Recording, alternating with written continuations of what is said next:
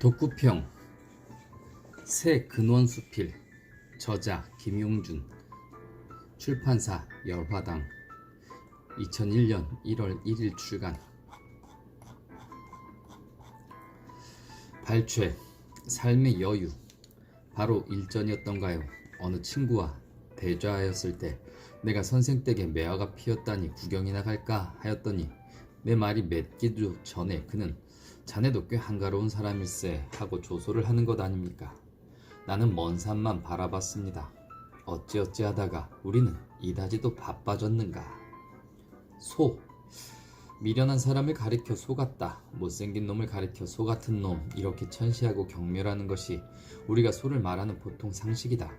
그러나 이러한 모든 악평을 달게 받으면서도 아무런 말이 없는 그놈, 3살 난 어린이에게도 순히 복종하는 짐승, 힘에 벅찬 짐을 아무리 실을지라도 눈 한번 꿈쩍하지 않는 놈, 이러 주인의 모진 매가 소낙비처럼 내리는데도 소리 한번 지르지 않는 이 짐승, 천리길을 걸을지 언정 지속이 없는 그 걸음걸이 위대한 교훈이다. 소는 인생에게 확실히 위대한 교훈을 던지고 있다.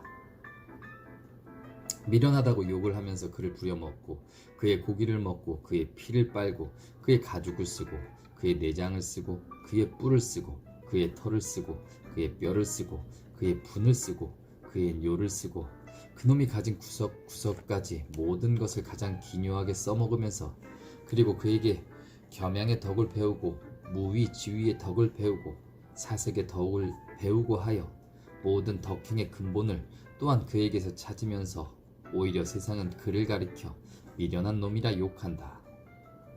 허세와 실천, 이런 종류의 말다툼이 우리 집에는 한두 번이 아닌지라 종래는 내가 또 화를 벌컥 내면서 두꺼비 산 돈은 이놈의 두꺼비가 갚아줄 테니 걱정 마라 하고 소리를 쳤다. 그러한 연유로 나는 이 잡문을 또 쓰게 된 것이다. 사랑의 여유, 사랑의 이유. 무슨 이유로 너희를 사랑하는지 아느냐? 거기에는 오직 하나의 커다란 이유가 있다. 나는 고독한 사람이기 때문이다. 나의 고독함은 너 같은 성격이 아니고서는 위로해줄 수 없기 때문이다. 감투의 값어치. 실례일지 모르나 자네는 세상을 좀 더 알아야 하네. 껍데기 세상만 보지 말고 속 껍질을 벗기고 그 속에 있는 세상을 보아야 하네. 감투란 원래 값이 비싼 것이 아닐세. 아니라기보다 한 푼어치 값도 없는 것이요, 또 값이 있을 수도 없네.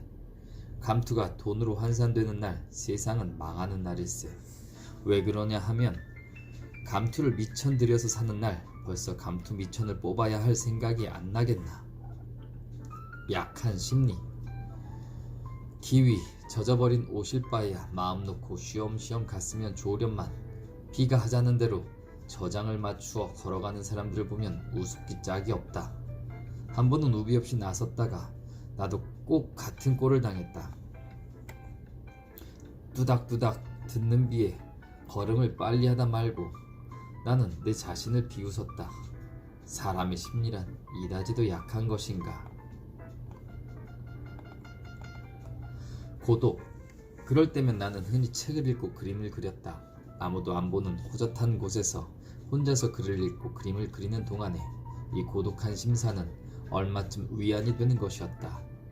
그때 나는 생각기를 고독이란 자기의 역량이 빈약할 때 느껴지는 일종의 감정이라고 했다.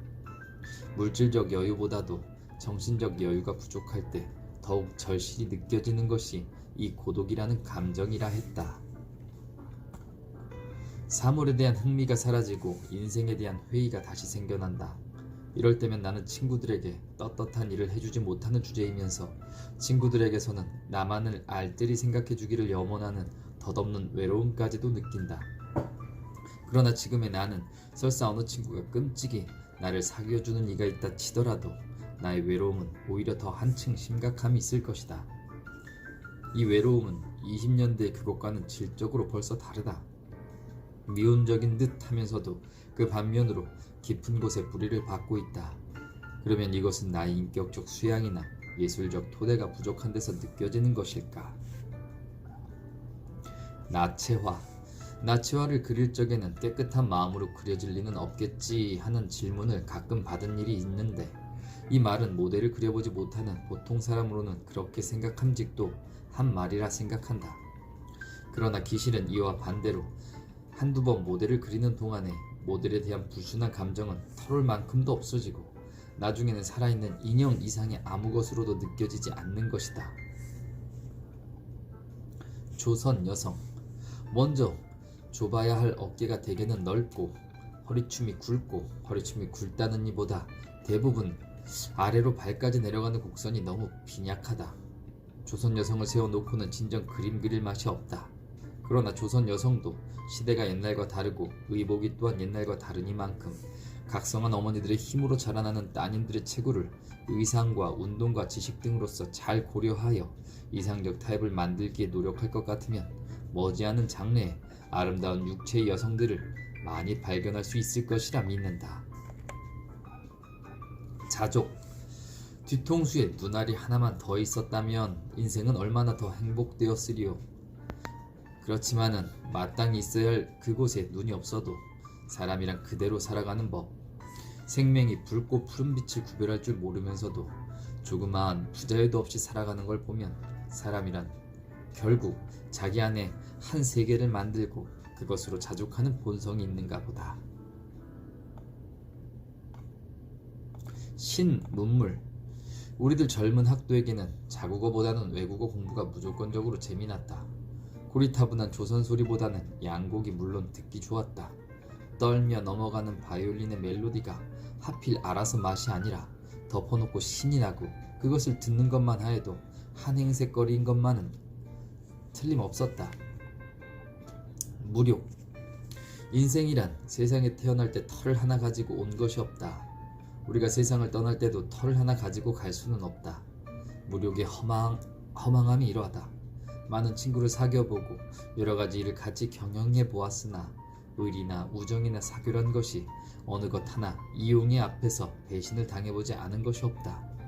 순수하다는 것을 정신의 결합에서 밖에는 찾을 길이 없다. 인생 고찰. 내 나이 항상 어린 줄 알던 나도 어느덧 늙어가는 장년의 나이라. 가만히 지난 과거와 과거에 사귀던 화우들을 생각하니 모든 것이 꿈결 같고 허무하기 짝이 없다. 지난 세월이 이러하였거늘 앞으로 닥쳐올 세월의 덧없음이야 더 말할 것이 있으랴.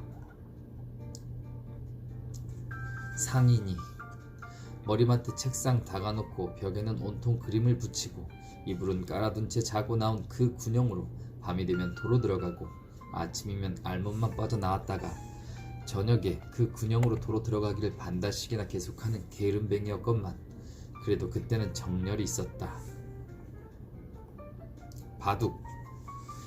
바둑이란 두어보면 여러가지 버릇이 있는데 어떤 사람은 처음부터 끝까지 공연스레 무당년 뒤풀이하듯 중얼거리만 하는 사람도 있고 어떤 사람은 죽자고 바둑돌만 다각다각 만지작거리는 사람도 있고 어떤 사람은 그저 바둑돌을 놓았다 들었다 놓았다 들었다 어쨌든 안절부절하는 사람이 있는가 하면 어떤 사람은 누가 훈수나 안 해주나 하여서 멍하니 관정객의 눈치만 기다리고 어쩔 줄 모르는 사람도 있어. 천태만상으로 버릇들이 다르지만 이러한 버릇들은 대개 일러주기도 하고 자기도 조금만 조심하면 곧 고칠 수도 있는 것이나 자꾸 무르기를 좋아하는 바둑은 좀채로 고치는 사람을 보지 못했다. 풋내기 바둑은 출발부터 침략이다. 뿐만 아니라 어떻게 하면 상대편을 속일까 하여 갖은 모략을 다 쓴다. 침략도 모략도 또 용서할 수 있으나 풋내기는 걸핏하면 물러달라기가 일쑤요. 심한 것은 바둑을 두다 말고 자기의 실력이 부족하든 덕의심이 부족하든 간에 자기 편이 불리한 경우에는 다짜고짜 먼저 얼굴빛이 변하고 그 다음 불평이 나오고 그 다음은 가끔 화를 버럭버럭 내다가 그러나 그뿐인가 불의 자식들은 그만 폭력을 쓴다.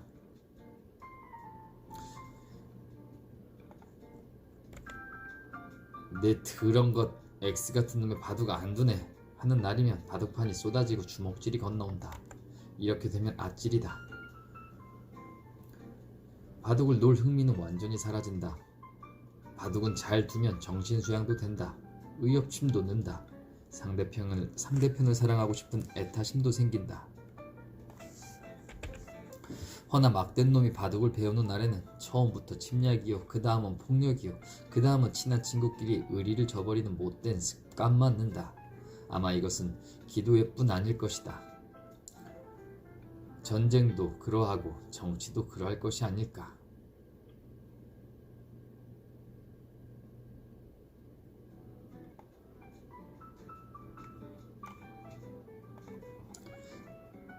지식이 빈곤한 사람들이 근거리에 이해밖에는 볼 줄 몰라서 심하면 자기 일신의 영달에 그치고 그렇지 않으면 자기네 가족의 영화나 기껏 멀리 본데야 자기 일파당의 이익밖에는 옹호할 줄 모르는 것과 같다. 국수는 결코 작은 이익에 머무르지 않는다. 좀 더 시야를 널리해서 한두 점이 희생을 당할지언정 대마를 절대로 죽이는 법이 없다.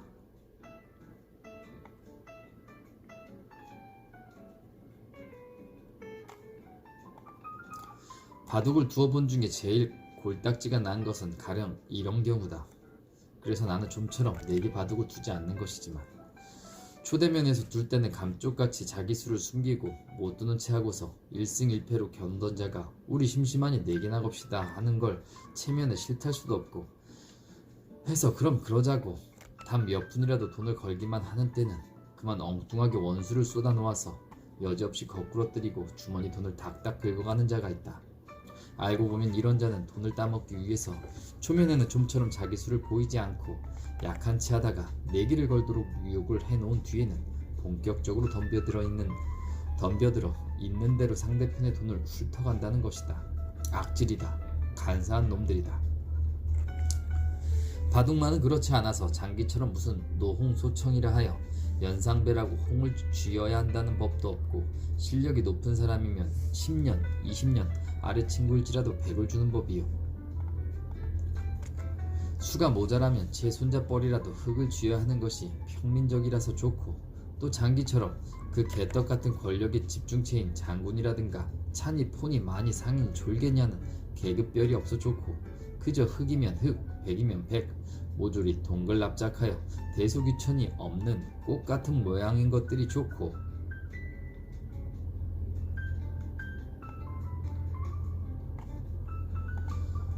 또 장기처럼 적진이니 내진이니 하는 천하를 양분하는 지역별이 없이 바둑판 내 구석에 아무데나 가서 자리를 차지하고 집을 짓고 살 수 있어 있고 돌들이 아무렇게나 뛰어다니며 활보를 해도 행보에 부자유가 없어 시원하다.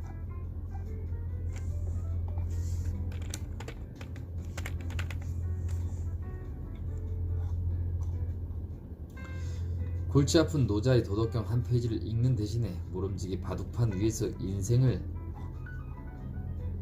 배우는 것이 한층 더 접경이 되지 않을까 싶다. 곽휘연 이야기야. 써둔 편지인 줄 알고 흰종이를 잘못 봉해 보내게 되는 그의 성격은 좋기 시인이나 화가의 자격이 충분한 인물이다. 그의 뜻, 그의 이상이 어느 곳에 몰려 있는지가 불을 보듯 환하다. 어느 한 모퉁이 빈 구석이 없고서는 시나 그림이 나올 수 없다.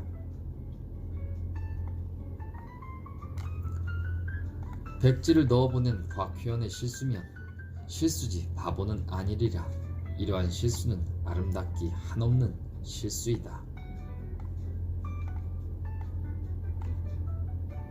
미술 그 기원을 말하여 어떤 학자는 인간의 유의본능으로 생겼다 하는 분도 있고 혹 어떤 이는 생활조건상 필요에 의하여 생겼다 하는 분도 있으나 그 문제의 시비는 차치하고서라도 아무튼 그때의 벌써 미술이 존재했다는 것만 보더라도 사람이란 먹음에 곧 미를 동경한다는 결론에 도달함을 증거하는 것입니다. 환원하면 미술을 요구함은 인간의 제2차의 본능이라 볼 수 있는 것입니다. 미란 그러면 나는 지금 쉽게 말하여 이렇게 미를 생각하고 싶습니다. 미는 우리 인간의 제일 순결한 감정의 표현이라고. 최고한 경지에 있는 순결한 감정은 곧 미요, 곧 선이요, 곧 진이 아닐 수 없을 것입니다. 그리고 또한 최고의 인격의 현현일 것입니다. 인간이 되기 전에 예술이 나올 수는 없다. 미는 곧 선이다. 미는 기술의 연마에서만 오는 것은 아니다. 인격의 행위화에서 완전한 미는 성립된다. 기술을 부육이라 하면 이 인격은 근골이다. 든든한 근골과 유연한 부육이 서로 합일될 때 비로소 미의 영혼은 서식할 수 있다. 예술가 정신. 생명을 요구하는 예술가는 민중의 안목을 두려워하는 법이 없다. 민중이란 생명 있는 예술을 이해하기에는 돼지처럼 무식한 것이다. 예술을 금전을 사기 위한 상품으로 하는 예술가들은 하룻바삐 이 땅에서 물러가라. 그들의 제조와 노력과 성가만이 공허에 돌아갈 뿐 아니라 그보다도 훨씬 더 장차에 올 조선의 많은 예술가에 대하여 더러운 이름을 들릴까 저하노니. 골동취미. 학문인 예술인들이 부질없이 한간에 불황무식배의 행세 거리로 내세우는 소위 골동취미에 탐닉하여 멀리 학인의 진지한 태도까지 상실하게 된다면 이는 더욱 삼갈 일이 아니라 1%의 차이. 추사에 살아내는 이러한 대문이 있다. 인품이 고고특절하여야 화품도 높아지는 것인데 세인이 공연히 형태만 같이 하기에 애를 쓰거나 혹은 화법으로만 꾸려가려고 애쓰는 이들이 있다. 또 비록 9999분까지는 누구나 다 할 수 있는 것이나 9999분까지 갔다고 난이 드는 것이 아니요, 그 9999분까지 간 나머지 1분이 가장 중요한 난관이니 이 난관을 돌파하고서야 비로소 난을 그린다 할 것이다. 그러나 1분의 경지는 누구나 다 될 수 있는 것이 아니니 말하자면 인력으로 되는 경지가 아니요, 그렇다고 또 인력 이외의 것도 아니라고 하였다. 인품의 주가 결정한다는 말이다.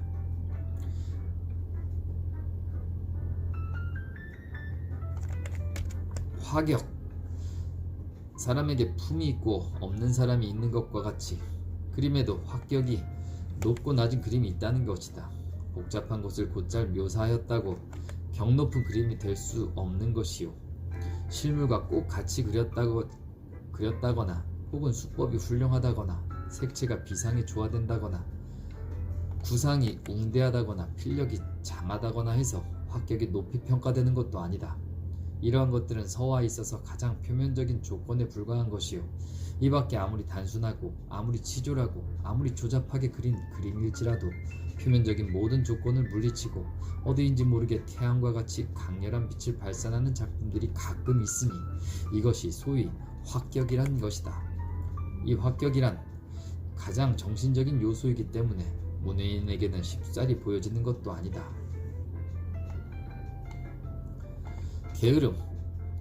예술작품의 가장 귀중한 미적 요소는 치기를 담은 곳이 있어야 하고 무엇보다 천한 것은 교하여 보이는 것인데 두뇌없는 부지런하기만 한 예술가들이 흔히 손끝에 재주만이 능하여 자칫하면 교에 떨어지기 쉬운 것은 진실로 사고함이 없이 부지런하기만 한 탓일 것이다.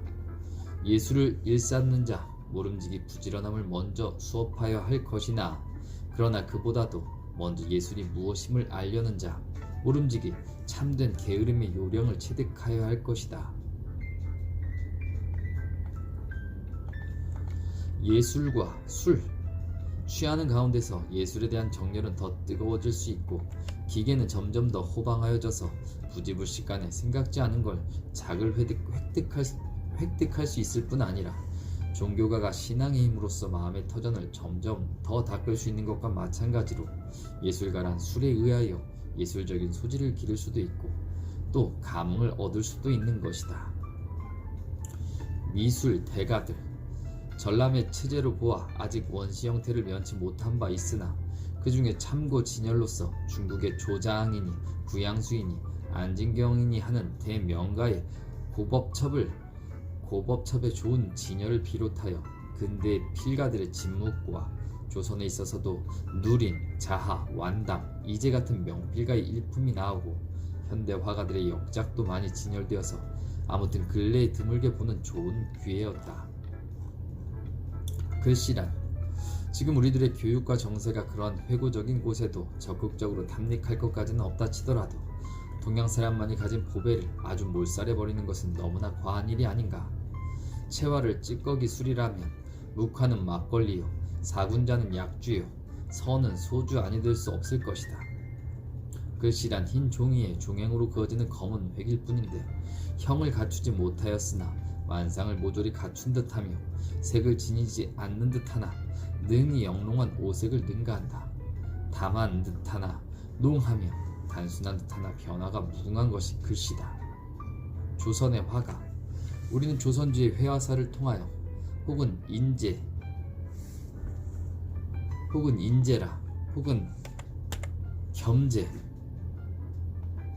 혹은 현재라 혹은 단원이라 오원이라 하여 기간에 거벽이 배출하였으나 대기와 소기의 구별은 있다 치더라도 이정의 그림만큼 여운이 넘치는 작품을 못 보았고, 필력이 있어 이정만큼 간경하고 화제에 있어 이정만큼 발랄할 천재는 드물었으리라고 믿는다.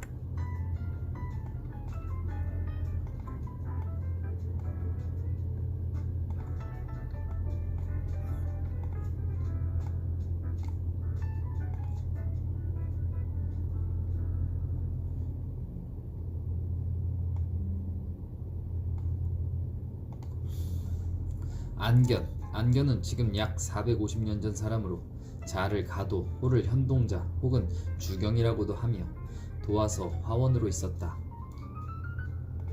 성품이 총명하고 화제가 비상하여 과기를 본받으면 과기가 되고 이필을 본뜨면 이필이 되고 혹은 유융이 되고 혹은 마원이 되기도 하여 제가의 법을 배우면서 제가의 장처를 모아 절충하여 일가를 이루었는데 산수가 가장 장기였다.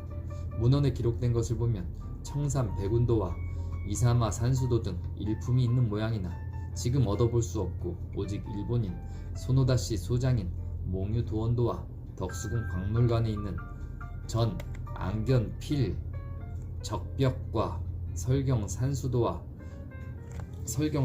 가장 귀중한 유작으로 남아있다. 몽유도원도는 세종의 셋째 아들인 안평대군 호는 이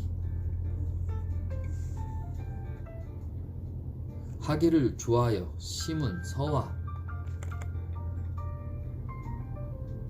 금슬지기에 이르기까지 능하지 않은 것이 없고, 특히 서에 이르러서는 왕후군 조장의 필법으로 그 이름이 천하에 떨쳤던 명필로서 항상 안견을 끔찍이 사랑하더니 어느 날 안평대군이 꿈에 인수와 같이 도원을 구경하고 안견에게 명하여 꿈에 본대로 그리게 한 그림이었다.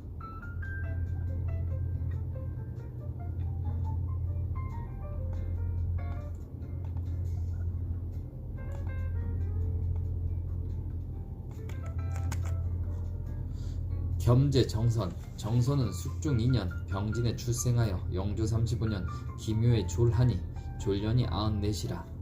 이만큼 장수한 화가 또 드물 것이다. 자를 원백, 호를 겸재 혹은 난곡이라 하며 금강산 많이 그리기와 잘 그리기로 유명하다. 겸재는 조선주의 어느 화가들보다 응물 상형, 즉 사생하기에 힘쓴 작가이며 또한 조선 화풍 창시자니 강세왕, 제발에 정겸제는 동국의 진경을 가장 잘 그렸다. 운운한 것을 보든지 중국인으로 우리나라에 온 자가 산천을 구경하고는 이제 정겸제 그림의 신피를 알겠다고 하였다 한 것을 보든지, 또는 우리가 흔히 보는 겸제 산수의 그 독특한 준법을 보든지 과연 그가 명가의 각체를 본받음이 없이 오로지 사생에 의하여 자성 일가를 하였다는 점을 발견할 수 있다.